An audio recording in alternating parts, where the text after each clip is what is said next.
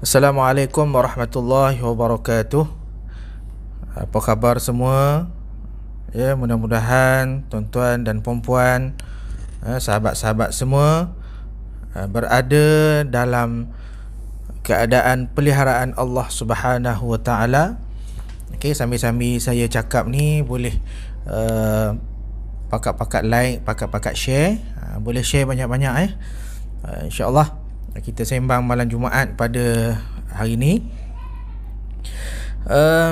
Tuan-tuan dan puan-puan yang dirahmati Allah Subhanahu wa taala, terima kasih kerana bersama dengan kami pada hari ini, dan pastikan tuan-tuan dan juga anak-anak sama-sama mengikuti perkongsian kami pada hari ini.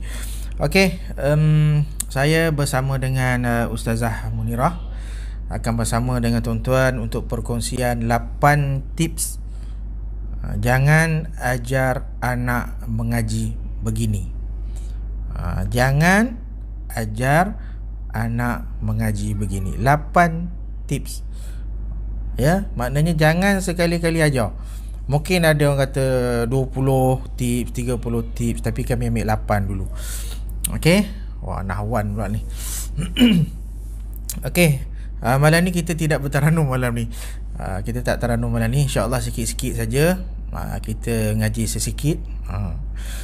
Okey. Macam Pio Azman. Okey, Ustazah ada nak cakap apa malam ni?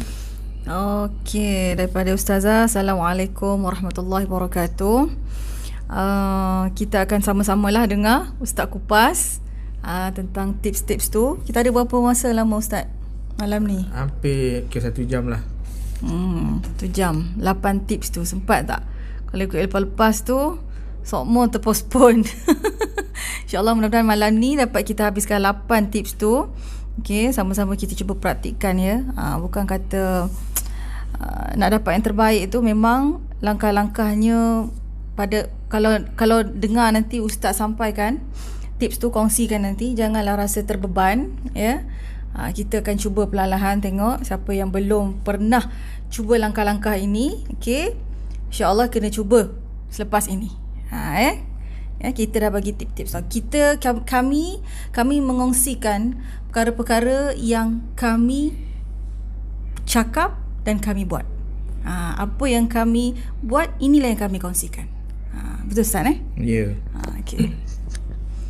Okey, selalu kita dengar tips-tips ataupun kaedah pembelajaran Al-Quran ya, saya khususkan pada Al-Quran. 8 kaedah, 10 kaedah pembelajaran Al-Quran cepat, mudah dan orang kata apa, menarik dan macam-macam lah. Tapi kali ni kita bagi pendedahan, bagi perkongsian tentang 8 perkara yang perlu kita elakkan apabila kita mengajar anak-anak mengaji. Tak kiralah kita ni sebagai ibu ataupun ayah yang mengajar anaknya, sama ada kita ni guru yang mengajar anak muridnya, sama ada kita ni atuk yang mengajar cucunya dan sebagainya. Cuba kita elakkan 8 perkara ni. Okey. Terus kepada poin kita. Okey, jadi jangan baca serentak dengan anak kita. Tips yang pertama. Ustaz, macam mana baca serentak tu? Okey, baca serentak begini. Okey, contohnya contoh ni anak murid saya ni. Okey. Alhamdulillahi rabbil alamin. Nampak? Saya baca, dia pun baca. Jadi tak boleh baca macam ni. Itu kalau kita baca secara serentak untuk bukan kita mengajar dia, tu lain. Ini kita mengajar anak kita, tiba-tiba kita alhamdulillah, dia pun alhamdulillah secara serentak, maka tu tak boleh. Jangan biarkan anak mengaji sendirian, sendiri-sendiri. Kita dengar dari jauh aja nak lepas diri. Tak boleh. Kena ada orang yang mahir ataupun yang lebih mahir, lebih pandai dari anak itu. Contoh kalau misalnya anak tu prasekolah, okey, tadika kan, walaupun huruf itu Iqra, apa yang dibaca itu iqra. Nampak? Okey, mungkin kita tahu anak kita dah lancar. Tak kisah, dia hanya ulang tu. Tadi kat sekolah dia dah belajar dengan ustaz dia, dengan guru dia. Di rumah ustazah dia tinggal nak mulazamah saja, dia nak berlatih saja, dia nak ulang kaji. Jadi saya dengar dari jauh sahaja. Tak boleh. Tak boleh macam tu. Jangan memberi bacaan contoh yang kurang jelas ataupun bertenaga. Kalau saya faham, kita bagi contoh bacaan tu nak tak nak sambil lewa, sebut pun contoh tengah makan. Tengah makan anak tanya kan, itu bercakap entah apa benda huruf yang keluar. Okey, jadi memang tak betul. So kalau kita nak mengajar Quran, bila kata walaupun kita nak membetulkan ya dalam satu-satu masa yang mungkin tidak bertumpu kan, tidak berfokus, kita kena jaga. Sebab kena ingat ini kalam Allah. Okey, huruf-huruf Al-Quran, walaupun huruf-huruf Al-Quran hijaiyah itu. Jadi kena sebut dengan jelas. Kok ia tengah makan, anak datang, takkan nak tempik kan? Kita pun tengah lapar balik kerja, tengah ngunyah, anak nanya. Anak itu barulah balik nak menanyakan kita macam-macam. Takkan kita nak marah. Bagi isyarat pada anak, telanlah dulu makanan itu, kemudian sebutkan dengan dia huruf ataupun bacaan yang betul dengan hukum tajwidnya, dengan makhraj sifat hurufnya. Jangan menggunakan mushaf yang berlainan setiap kali membaca. Itu mushaf. Mushaf ni ialah Al-Quran lah. Mushaf ni ialah Al-Quran. Jadi mushaf ni tuan-tuan dan perempuan semua, sebenarnya dia ada satu roh. Roh yang mana apabila kita sentiasa membaca Quran ataupun mushaf itu dengan secara istiqamah tanpa kita tukar pun, maka dia akan ada satu roh. Roh dia macam ada magnet di antara kita dengan mushaf tersebut.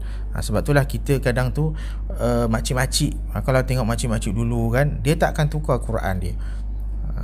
Tambahnya walaupun mushaf yang sama, dia pergi rumah kenuri tahlil dan sebagainya, kena baca Quran, baca Yasin, dapat mushaf yang sama, tetapi dia tak boleh baca juga sebab roh tu tak ada. Dia nak bawa Quran dia juga, macam qori-qori jugalah, tilawah Al-Quran dekat mana-mana lah. Bila dia naik pentas tu, dia akan bawa juga Quran yang dia selalu baca. Berkat. Dia punya magnet dia punya roh dia punya berkat dia, masya-Allah. Hanya Allah yang dapat tentukan. Ramai. Mana ustaz boleh nafas, ustaz? Dengan sengaja, tu kena faham. Dengan sengaja. Okey, ada orang tanya, ustaz, apa hukumnya bacaan curi nafas ni? Jadi sebenarnya hukumnya, kalau kita tak boleh nak mengukur haram ke harus ke apa, tak boleh. Tapi dari sudut ilmu tajwid, salah lah. Ilmu yang ada dalam ilmu tajwid tu tak ada pun curi nafas. Maknanya kalau tak ada dalam curi nafas dalam ilmu tajwid tu, maknanya kita tidak mengikut kaedah-kaedah tajwid. Kadang-kadang panjang, kadang-kadang pendek, begitulah kadar matnya. Rabbana innana sami'na, mat tak ada. Tapi yang kedua tu ada pula. Innana sami'na munadiyan yunadi lil. Nampak? Tu dah salah. Di situ peranan apa, ustaz? Tarannum itu penting. Tarannum yang belajar intonasi. Okey? Pentingnya belajar tarannum dengan betul. Jangan ikut suka lagu-lagu capung, lagu-lagu dondang sayang masuk kat situ, tak kena. Okey, itu yang mula lagu mengikut Al-Quran ikut lagu tu tak kena. Itu kadang-kadang kita tengok dia ikut suka dia lagu dia, kemudian hak-hak bacaan tajwid itu tidak dipenuhi. Baca laju sangat. Baca laju. Jadi maknanya dia tak ikut dipanggil tabaqah. Tak ikut. Sebab kalau kita nak belajar cara tabaqah ni, dia tempo-tempo bacaan ni ada 4. Ada 4. Contohnya bacaan tahqiq, tartil, tadwir dan hadar. Okey, kita ambil bacaan tadwir. Murattal ni bacaan secara tadwir. Kalau baca hadar terlalu cepat. Okey, dan dia bercampur ke 4 tersebut, tak boleh. Rabbana innana sami'na munadiyan yunadi lil imani an aminu bi rabbikum fa amanna. Macam main-main kan. Ni kalau orang ambil edit kat ni, dia potong kat sini, dia kata Ustaz Azra'i baca macam macam apa? Biasa jawab, dia. Jangan main-main. Salah bacaan macam ni. Memang salah pun sebab saya tunjuk tu inilah bacaan yang salah. Ya. So yang betul? Inilah bacaan yang salah. Jadi kena smooth, kena tempo tu sama. Rabbana innana sami'na munadiyan yunadi lil imani an aminu bi rabbikum fa amanna. Kalau nak baca lambat, nak baca lambat, Rabbana